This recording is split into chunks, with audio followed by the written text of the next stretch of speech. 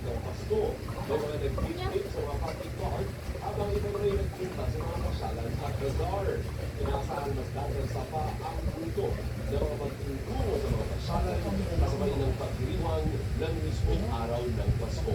At live mula sa Quezon Circuit sa Quezon City, nagpapatrol Johnson Manapa. Johnson, malakas na rin po ng dyan o tumilan?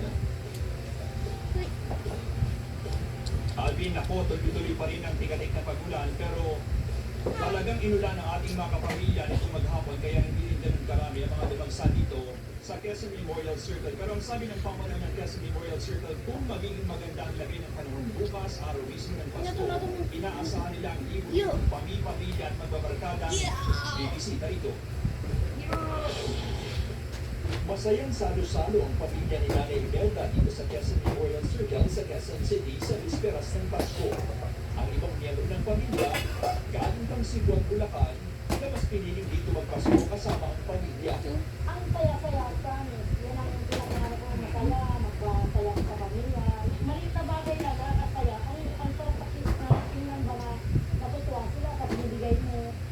Birthday naman bukas ni Jessa, kaya bago pa maging busy sa handaan, inuna nilang mag-asawa na ipasya ng anak ngayong bisperas ng Pasko. Pinipin namin yung mga ipasipunda. Si busy sa work. Bukas busy dahil birthday ko plus Matuwa naman ang benta ng mga vendor dahil lang sa maulan pa. Ada di sa likod.